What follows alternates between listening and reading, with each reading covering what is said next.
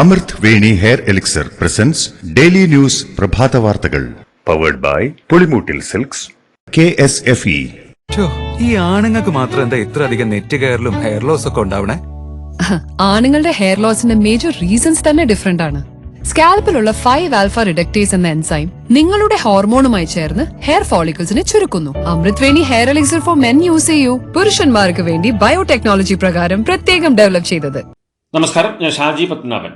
Daily ന്യൂസിന്റെ പ്രഭാത വാർത്തകളിലേക്ക് സ്വാഗതം. ഇന്ന് ഓഗസ്റ്റ് 8 വ്യാഴാഴ്ച. ഒളിമ്പിക്സിലുണ്ടായ അപ്രതീക്ഷിത തിരിച്ചടിക്ക് പിന്നാലെ ഗുസ്തിയിൽ നിന്ന് വിരമിക്കൽ പ്രഖ്യാപിച്ച് വിനേഷ് ഫോഗട്ട്. എനിക്കെതിരായ മത്സരത്തിൽ ഗുസ്തി ജയിച്ചു, ഞാൻ പരാജയപ്പെട്ടു. ക്ഷമിക്കൂ, നിങ്ങളുടെ സ്വപ്നങ്ങളും എന്റെ ധൈര്യവും നശിച്ചു. ഇനി എനിക്ക് ശക്തിയില്ല. Good bye wrestling. എല്ലാവരോടും ഞാൻ എന്നും കടപ്പെട്ടിരിക്കും. ക്ഷമിക്കൂ. തന്റെ വിരമിക്കൽ പ്രഖ്യാപിച്ചുകൊണ്ട് അവർ എക്സിൽ കുറിച്ചു. പാരീസ് ഒളിമ്പിക്സിലെ 50 കിലോഗ്രാം ഫ്രീ സ്റ്റൈൽ ഗുസ്തിയിൽ നിന്ന് 100 ഗ്രാം വ്യത്യാസത്തിന്റെ പേരിൽ അയോഗ്യയാക്കിയതിനെതിരെ ഇന്ത്യൻ താരം വിനേഷ് ഫോഗട്ട് കായിക തർക്ക പരിഹാര കോടതിയെ സമീപിച്ചു. വെള്ളി മെഡൽ നൽകണമെന്ന ആവശ്യവുമായാണ് നീക്കം. ഉത്തരവ് അനുകൂലമായാൽ വിനേഷിന് വെള്ളി മെഡൽ ലഭിക്കും. കായിക കോടതിയുടെ ഇടക്കാല ഉത്തരവ് ഇന്ന് പ്രഖ്യാപിക്കും. പാരീസ് ഒളിമ്പിക്സ് വനിതാ വിഭാഗം 50 കിലോ ഫ്രീ സ്റ്റൈൽ ഗുസ്തിയിൽ നിന്ന് അയോഗ്യയായ വിനേഷ് ഫോഗട്ടിന്റെ കാര്യത്തിൽ ഇന്ത്യക്ക് എന്ത് നടപടിയെടുക്കാൻ കഴിയുമെന്ന് ആരാഞ്ഞ് പ്രധാനമന്ത്രി നരേന്ദ്രമോദി. പ്രധാനമന്ത്രി പാരീസിലുള്ള ഇന്ത്യൻ ഒളിമ്പിക് കമ്മിറ്റി അധ്യക്ഷ PT ഉഷയുമായി ഫോണിൽ സംസാരിച്ചു. ഇക്കാര്യത്തിൽ സാധ്യമായതെല്ലാം ചെയ്യണമെന്നും പ്രധാനമന്ത്രി PT ഉഷയോട് ആവശ്യപ്പെട്ടു. വിനേഷ് ഫോഗട്ട് അയോഗ്യയാക്കപ്പെട്ട സംഭവത്തിൽ നിരാശ പങ്കുവച്ച് Indian Olympic association president PT Usha വിനേഷിന് എല്ലാ പിന്തുണയും നൽകുന്നുണ്ടെന്നും വിനേഷിനെ അയോഗ്യയാക്കാനുള്ള തീരുമാനം പുനഃപരിശോധിക്കാൻ wrestling federation of India united world ഡ്രസ്സിംഗിന് അപ്പീൽ നൽകിയിട്ടുണ്ടെന്നും IOA അത് സാധ്യമായ രീതിയിൽ പിന്തുടരുന്നുണ്ടെന്നും അവർ പറഞ്ഞു. വിനേഷ് ഫോഗട്ടിനെ നേരിട്ട തിരിച്ചടിയിൽ ഇന്ത്യൻ ഒളിമ്പിക് അസോസിയേഷനെതിരെ വിമർശനവുമായി പഞ്ചാബ് മുഖ്യമന്ത്രി ഭഗവന്ത് മാൻ. ഇന്ത്യൻ ഒളിമ്പിക് അസോസിയേഷൻ എന്തെടുക്കുകയായിരുന്നുവെന്നും അയോഗ്യയാക്കിയിട്ടും മറ്റൊരു അവസരത്തിനായി എന്തുകൊണ്ട് ആവശ്യപ്പെട്ടില്ലെന്നും ഭഗവന്ത് മാൻ ചോദിച്ചു. ലക്ഷങ്ങൾ പ്രതിഫലം വാങ്ങുന്ന ഉദ്യോഗസ്ഥർ പാരീസിൽ ഒഴിവു ദിവസം ആഘോഷിക്കാനാണോ പോയതെന്നും ഭഗവന്ത് മാൻ ചോദിച്ചു. വിനേഷ് ഫോഗട്ടിനെ നേരിട്ട തിരിച്ചടിയിൽ ലോക്സഭയിൽ പ്രസ്താവനയുമായി കേന്ദ്ര കായിക മന്ത്രി മൻസുഖ് മാണ്ഡവ്യ. 100 ഗ്രാം കൂടിയതാണ് വിനേഷ് ഫോഗട്ടിനെ അയോഗ്യയാക്കിയതെന്നും ഇക്കാര്യത്തിൽ IOA പ്രതിഷേധം അറിയിച്ചിട്ടുണ്ടെന്നും കേന്ദ്ര കായിക മന്ത്രി പറഞ്ഞു. വിനേഷ്, ധൈര്യത്തിലും ധാർമ്മികതയിലും നീ സ്വർണ്ണ മെഡൽ ജേതാവാണെന്ന് പറഞ്ഞുകൊണ്ടാണ് ഗുസ്തി താരം ബജ്രംഗ് പൂനിയയുടെ കുറിപ്പ്. മണ്ണിന്റെ മകളാണ് വിനേഷ് എന്നും അതിനാൽ തന്നെ ഈ മെഡലും മണ്ണിനെ തന്നെ അർഹമായതാണെന്നും ധീരതയോടെയാണ് പോരാടിയതെന്നും ബജ്രംഗ് പൂനിയ കുറിച്ചു. വിനേഷ് ഫോഗട്ട് ഇപ്പോൾ കടന്നുപോകുന്ന സാഹചര്യം ആർക്കും സങ്കല്പിക്കാൻ ആകില്ലെന്നും സാധ്യമെങ്കിൽ തന്റെ മെഡൽ വിനേഷിന് നൽകുമെന്നും സാക്ഷി മാലിക് എക്സിൽ കുറിച്ചു. വല്ലാത്തൊരു മാനസികാവസ്ഥയിലാണിപ്പോൾ. ചിന്തിക്കാവുന്നതിലും അപ്പുറമാണ് ഇതുവരെ വിനേഷ് ഫോഗട്ട് ചെയ്തത്. അതിനാൽ തന്നെ ഏറെ വേദനാജനകമാണ് ഈ സംഭവമെന്നും സാക്ഷി മാലിക് പറഞ്ഞു. പ്രിയപ്പെട്ട വിനേഷ് ഫോഗട്ട്, ഞങ്ങളുടെ കണ്ണുകളിൽ നിങ്ങൾ എപ്പോഴും ചാമ്പ്യനാണ്. നിങ്ങൾ സ്വർണ്ണമണിയുമെന്ന് ഞങ്ങൾ ഏറെ ആഗ്രഹിച്ചിരുന്നു. പ്രകടനം മെച്ചപ്പെടുത്താൻ മല്ലടിക്കുന്ന ഒരു അമാനുഷികയായ വനിതയെയാണ് ഞാൻ താങ്കളിൽ കണ്ടത്. അത് പ്രചോദനകരമാണ്. എപ്പോഴും ഫോഗട്ടിന് പിന്നിൽ അടിയുറച്ചു നിൽക്കുമെന്നും എല്ലാവിധ ആശംസകളും നേരുന്നുവെന്നും ബാഡ്മിന്റൺ താരം PV സിന്ധുവും ട്വീറ്റ് ചെയ്തു. വിനേഷ് ഫോഗട്ട് നേരിട്ട തിരിച്ചടിയിൽ പ്രതികരിച്ച് കേന്ദ്ര ആഭ്യന്തരമന്ത്രി അമിത്ഷാ. ലക്ഷക്കണക്കിന് ഇന്ത്യക്കാരുടെ സ്വപ്നങ്ങൾ തകർത്ത നടപടിയാണിതെന്ന് അമിത്ഷാ എക്സിൽ കുറിച്ചു. വിനേഷ് ഫോഗട്ടിന് മികച്ച കായിക കരിയറാണുള്ളതെന്നും എല്ലാ പിന്തുണയും വിനേഷിന് എപ്പോഴുമുണ്ടെന്നും അമിത്ഷാ എക്സിൽ കുറിച്ചു. വിനേഷ് ഫോഗട്ട് അയോഗ്യയാക്കപ്പെട്ട സംഭവത്തിൽ അന്വേഷണം ഊർജിതമാക്കി ദേശീയ ഗുസ്തി ഫെഡറേഷൻ. വിനേഷ് ഫോഗട്ടിനൊപ്പം പാരീസിലുള്ള സപ്പോർട്ടിംഗ് സ്റ്റാഫുകൾക്കെതിരെയാണ് അന്വേഷണം. പിഴവ് വിനേഷ് ഫോഗട്ടിന്റെ ഭാഗത്തല്ല, മറിച്ച് സപ്പോർട്ടിംഗ് സ്റ്റാഫുകൾക്കാണ് സംഭവിച്ചതെന്നാണ് ആരോപണം. അതുകൊണ്ട് തന്നെ ഇക്കാര്യങ്ങളെല്ലാം അന്വേഷിച്ചാകും ദേശീയ ഗുസ്തി ഫെഡറേഷൻ മുന്നോട്ടു പോവുക. പ്രധാനമന്ത്രി നരേന്ദ്രമോദി ശനിയാഴ്ച വയനാട് ദുരന്ത മേഖല സന്ദർശിക്കും. ദില്ലിയിൽ നിന്നും പ്രത്യേക വിമാനത്തിൽ കണ്ണൂരെത്തുന്ന മോദി ഹെലികോപ്റ്ററിൽ വയനാട്ടിലേക്ക് എത്തും. ദുരന്തബാധിത പ്രദേശങ്ങൾ അദ്ദേഹം ഹെലികോപ്റ്ററിൽ സന്ദർശിക്കും. അതിനുശേഷം ദുരന്തബാധിതർ താമസിക്കുന്ന ക്യാമ്പുകളും അദ്ദേഹം സന്ദർശിക്കുമെന്നാണ് വിവരം. വയനാട്ടിലേക്കുള്ള പ്രധാനമന്ത്രി നരേന്ദ്രമോദിയുടെ സന്ദർശനത്തിൽ പ്രതീക്ഷ വെച്ച് കേരളം. ഏറ്റവും തീവ്രതയുള്ള ദുരന്തമെന്ന നിലയിൽ L3 ദുരന്തമായി വയനാട് ഉരുൾപൊട്ടലിനെ പ്രഖ്യാപിക്കണമെന്നാണ് സംസ്ഥാനത്തിന്റെ ആവശ്യം. അങ്ങനെയെങ്കിൽ പുനരധിവാസത്തിന് വേണ്ട തുകയുടെ 75% ദേശീയ ദുരന്ത നിവാരണ നിധിയിൽ നിന്ന് കിട്ടും. ചൂരൽമല സ്വദേശി എം മുഹമ്മദ് നബീലിനെ സ്കൂൾ സർട്ടിഫിക്കറ്റ് ലഭ്യമാക്കി പൊതുവിദ്യാഭ്യാസ വകുപ്പ്. ജില്ലാ വിദ്യാഭ്യാസ ഓഫീസർ ആർ ശരത്ചന്ദ്രനാണ് നബീലിന് SSLC ഹയർ സെക്കൻഡറി സർട്ടിഫിക്കറ്റുകൾ കൈമാറിയത്. നഷ്ടപ്പെട്ട സ്കൂൾ സർട്ടിഫിക്കറ്റുകൾ സംബന്ധിച്ച വിവരങ്ങൾ ശേഖരിച്ച് അവ വിതരണം ചെയ്യുന്നതിനുള്ള നടപടികൾ പൂർത്തിയാക്കുമെന്നും ജില്ലാ വിദ്യാഭ്യാസ ഓഫീസർ അറിയിച്ചു. മുണ്ടക്കൈ ചൂരൽമല ഉരുൾപൊട്ടലിൽ ഉൾപ്പെട്ട മുഴുവൻ കുടുംബങ്ങളുടെയും പുനരധിവാസം സാധ്യമാക്കുന്നതിനുള്ള നടപടികളാണ് സർക്കാർ സ്വീകരിച്ചു വരുന്നതെന്ന് മന്ത്രിസഭാ ഉപസമിതി. ദുരന്തത്തിൽ നാശനഷ്ടം സംഭവിച്ച എല്ലാ കുടുംബങ്ങളും പുനരധിവാസ പാക്കേജിൽ ഉൾപ്പെടുന്നുവെന്നും മന്ത്രി കെ രാജൻ അറിയിച്ചു. അനധികൃത ഖനനവും അനധികൃത കുടിയേറ്റവുമാണ് വയനാട് ദുരന്തത്തിന് കാരണമെന്ന് രാജ്യസഭയിലും ആവർത്തിച്ച് കേന്ദ്ര വനം പരിസ്ഥിതി വകുപ്പ് മന്ത്രി ഭൂപേന്ദ്ര യാദവ്. വിദഗ്ധ സമിതി റിപ്പോർട്ടുകളുടെയും മാധ്യമ വാർത്തകളുടെയും അടിസ്ഥാനത്തിലാണ് സംസാരിച്ചതെന്നും വയനാട്ടിലെ ജനങ്ങളെ താൻ അപമാനിച്ചുവെന്ന ജോൺ ബ്രിട്ടാസിന്റെ പരാമർശം രേഖകളിൽ നിന്ന് നീക്കണമെന്നും CPM രാഷ്ട്രീയം കളിക്കരുതെന്നും ഭൂപേന്ദ്ര യാദവ് പറഞ്ഞു. വയനാട് ദുരന്തഭൂമി പ്രധാനമന്ത്രി ഇതുവരെ സന്ദർശിക്കാത്തത് വയനാടിനോടുള്ള അവഹേളനമെന്ന് രമേശ് ചെന്നിത്തല. കേന്ദ്രമന്ത്രിമാർ എത്താത്തത് എന്തുകൊണ്ടെന്നും അദ്ദേഹം ചോദിച്ചു. വർഷങ്ങളായി അവിടെ താമസിക്കുന്നവരാണ് ദുരന്തത്തിന് ഇരയായതെന്നും അവിടെ ഖനനം ഇല്ലെന്നും കേന്ദ്രമന്ത്രി വിവാദ പ്രസ്താവന പിൻവലിക്കണമെന്നും അദ്ദേഹം ആവശ്യപ്പെട്ടു. കേരള ഗവർണർ ആരിഫ് മുഹമ്മദ് ഖാൻ മുഖ്യമന്ത്രിയുടെ ദുരിതാശ്വാസ നിധിയിലേക്ക് 5 ലക്ഷം രൂപ സംഭാവന ചെയ്തു. ദുരന്തത്തിന്റെ പശ്ചാത്തലത്തിൽ സ്വാതന്ത്ര്യദിനത്തിലെ ഗവർണറുടെ വസതിയിലെ വിരുന്ന് ഒഴിവാക്കി. വയനാട് ദുരന്തത്തിന്റെ പശ്ചാത്തലത്തിൽ വയനാട് ജില്ലയിൽ ഇത്തവണ ശ്രീകൃഷ്ണ ജയന്തി ശോഭായാത്രകൾ ഒഴിവാക്കിയതായി ബാലഗോകുലം. ശ്രീകൃഷ്ണ ജയന്തി ദിവസമായ ആഗസ്റ്റ് 26-ന് കുട്ടികളും കുടുംബാംഗങ്ങളും ഒരുമിച്ചുള്ള പ്രാർത്ഥനാ സഭകൾ സംഘടിപ്പിക്കും. സംസ്ഥാനത്താകെയും ആർഭാടങ്ങൾ ഒഴിവാക്കി ഭക്തിസാന്ദ്രമായിട്ടായിരിക്കും ശോഭായാത്രയെന്നും ബാലഗോകുലം അറിയിച്ചു. പണ്ട് മുത്തശ്ശിയുടെ കല്യാണക്കഥ കേട്ട മുതലെയുള്ള ആഗ്രഹമാണ് അന്നത്തെ മുത്തശ്ശിയെ പോലെ എന്റെ കല്യാണത്തിന് എടുത്തൊരുങ്ങണമെന്ന്.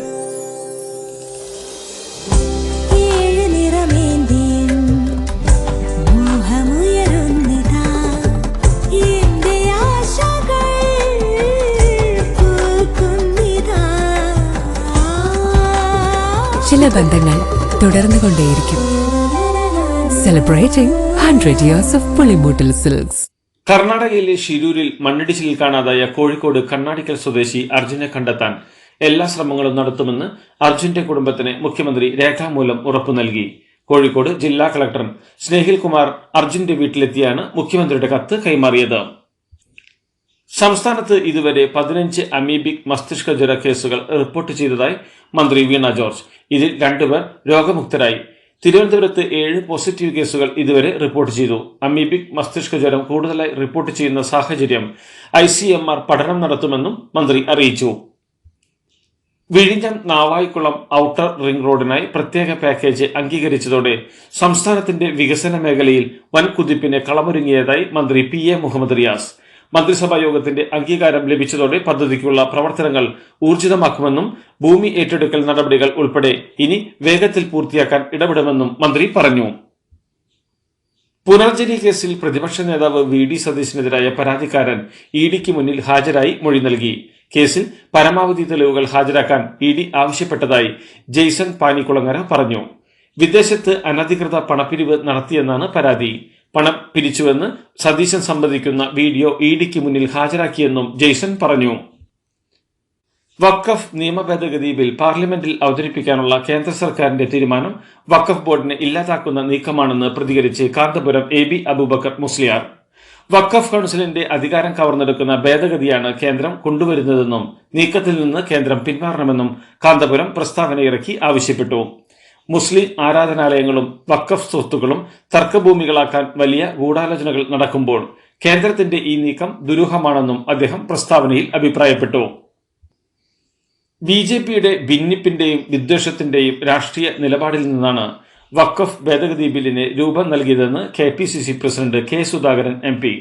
വഖഫ് സ്വത്തുകളിൽ നിന്നുള്ള വരുമാനം മുസ്ലിം സമുദായത്തിന്റെ ഉന്നമനത്തിനാണ് ഉപയോഗിക്കേണ്ടതെന്നും അതിന് വിരുദ്ധമായ കൈക്കടത്തലുകൾ നമ്മുടെ രാജ്യത്തിന്റെ മതേതര നിലപാടുകൾക്ക് കളങ്കമാണെന്നും സുധാകരൻ വ്യക്തമാക്കി. ഹേമ കമ്മിറ്റി റിപ്പോർട്ട് പുറത്തുവിടണമെന്ന് സംസ്ഥാന വനിതാ കമ്മീഷൻ ഹൈക്കോടതിയിൽ ആവശ്യപ്പെട്ടു. സിനിമാ മേഖലയിൽ സ്ത്രീകൾ നേരിടുന്ന പ്രശ്നങ്ങൾ പരിഹരിക്കുന്നതിന് ഈ റിപ്പോർട്ട് ഒരു മാർഗരേഖയാകുമെന്നാണ് കമ്മീഷന്റെ നിലപാട്.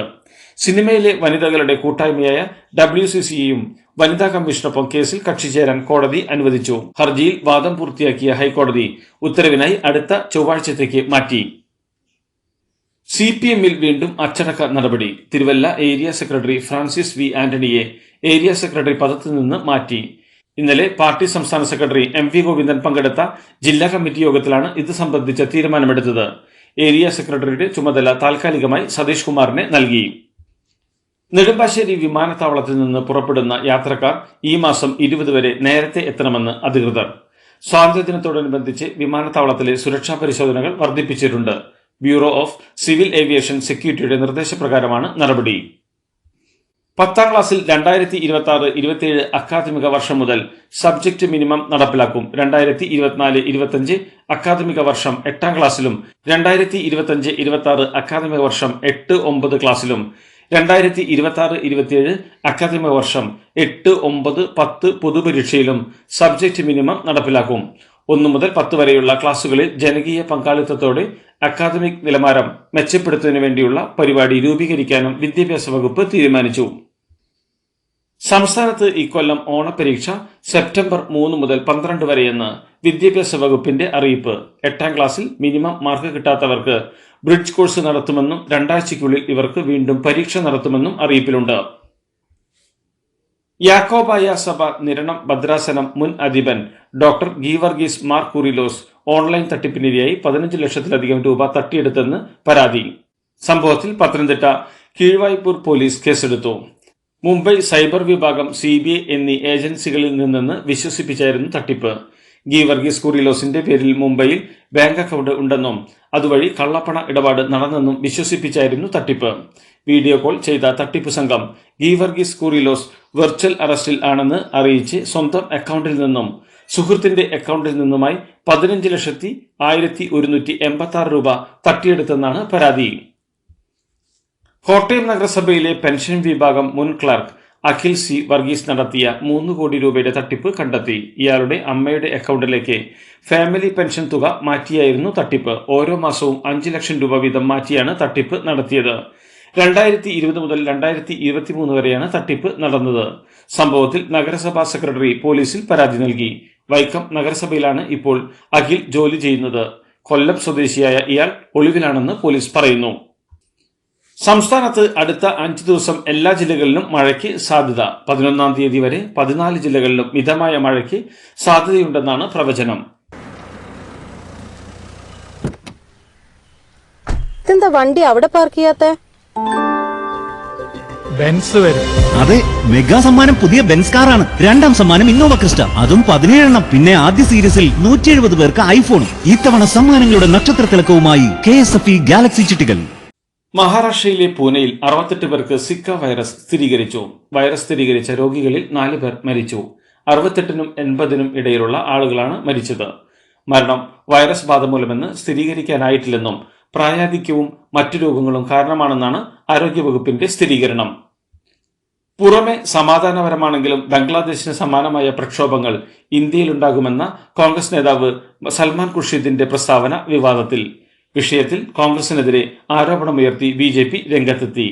ഇന്ത്യക്കൊപ്പമാണെന്ന് പറയുമ്പോഴും ജനങ്ങളെ പ്രകോപിപ്പിച്ച് ബംഗ്ലാദേശിന് സമാനമായ സാഹചര്യം ഇന്ത്യയിലും ഒരുക്കാനാണ് കോൺഗ്രസിന്റെ ശ്രമമെന്ന് BJP നേതാവ് ഷെഹസാദ് പൂനെവാല പറഞ്ഞു. അപകീർത്തികരമായ പരാമർശങ്ങൾ ജുഡീഷ്യറിക്ക് എതിരെ നടത്തിയ ഇന്ത്യൻ മെഡിക്കൽ അസോസിയേഷൻ പ്രസിഡന്റ് സ്വന്തം ചെലവിൽ പ്രമുഖ പത്രങ്ങളിൽ ഖേദപ്രകടനം നടത്തണമെന്ന് സുപ്രീം കോടതി. പതഞ്ജലി കേസിൽ IMA president doctor RV Ashokan supreme കോടതിയെക്കുറിച്ച് നടത്തിയ പരാമർശങ്ങളെ തുടർന്നാണ് നടപടി. ശിവസേന UTP വിഭാഗം നേതാവ് ഉദ്ധവ് താക്കറെ ദില്ലിയിലെത്തി കോൺഗ്രസ് നേതാക്കളുമായി കൂടിക്കാഴ്ച നടത്തി. മഹാരാഷ്ട്ര തെരഞ്ഞെടുപ്പ് ഒരുക്കത്തിന്റെ ഭാഗമായി മകൻ ആദിത്യ താക്കറെക്കൊപ്പം ദില്ലിയിലെത്തിയ ഉദ്ധവ് മല്ലികാർജുൻ ഖർഗെയുടെ വസതിയിൽ വെച്ച് നടന്ന കൂടിക്കാഴ്ചയിൽ ലോക്സഭാ പ്രതിപക്ഷ നേതാവ് Rahul Gandhi, AICC general secretary KC Venugopal MP എന്നിവരുമായും ചർച്ച നടത്തി. ബംഗ്ലാദേശിൽ നൊബേൽ സമ്മാന ജേതാവ് മുഹമ്മദ് യൂനിസിന്റെ നേതൃത്വത്തിൽ ഇന്ന് ഇടക്കാല സർക്കാർ അധികാരത്തിലേറും. സർക്കാരിനെ നയിക്കാൻ സമ്മതിച്ച മുഹമ്മദ് യൂനിസ് ഇന്ന് പാരീസിൽ നിന്ന് ധാക്കയിൽ മടങ്ങിയെത്തും. Kerala cricket association coach M. മനുവിനെതിരെ 7 കേസുകൾ രജിസ്റ്റർ ചെയ്തതായി സംസ്ഥാന സർക്കാർ ഹൈക്കോടതിയിൽ. ലൈംഗിക അതിക്രമം നടത്തിയതുമായി ബന്ധപ്പെട്ടാണ് FIR. 2018 മുതൽ ഇയാളുടെ അതിക്രമത്തിന് ഇരയായെന്നാണ് പെൺകുട്ടികളുടെ പരാതി. ശ്രീലങ്കയ്ക്കെതിരായ ഏകദിന പരമ്പരയിലെ മൂന്നാമത്തെയും അവസാനത്തെയും മത്സരത്തിൽ 110 റൺസിന്റെ തോൽവി ഏറ്റുവാങ്ങി ഇന്ത്യ. ഇതോടെ ഇന്ത്യക്ക് പരമ്പര നഷ്ടമായി. ടോസ് നേടി ബാറ്റിംഗ് തെരഞ്ഞെടുത്ത ശ്രീലങ്ക നിശ്ചിത 50 ഓവറിൽ 7 വിക്കറ്റ് നഷ്ടത്തിൽ 248 റൺസ് നേടി. മറുപടി ബാറ്റിംഗിനിറങ്ങിയ ഇന്ത്യ 138 റൺസിന് പുറത്താവുകയായിരുന്നു. വനിതകളുടെ വെയ്റ്റ് ലിഫ്റ്റിംഗിൽ 49 കിലോഗ്രാം വിഭാഗത്തിൽ ഇന്ത്യയുടെ മീനാബായി ചാനുവിന് 4ാം സ്ഥാനം. 1 കിലോഗ്രാമിന്റെ വ്യത്യാസത്തിലാണ് താരത്തിന് മെഡൽ നഷ്ടപ്പെട്ടത്. പുരുഷന്മാരുടെ 3000 മീറ്റർ സ്റ്റീപ്പിൾ ചേസിൽ ഇന്ത്യയുടെ അവിനാഷ് സാംബ്ലയ്ക്കും മെഡൽ നേടാനായില്ല. 11ാം സ്ഥാനത്താണ് അവിനാഷ് ഫിനിഷ് ചെയ്തത്. ഇതോടുകൂടി ഡെയിലി ന്യൂസ് ഇന്നത്തെ പ്രഭാത വാർത്തകൾ സമാപിക്കുന്നു. ഡെയിലി ന്യൂസിന് വേണ്ടി വാർത്തകൾ വായിച്ചത് Shaji Padmanabhan. Daily news live .in വാർത്തകൾ വിരൽ തുമ്പിൽ.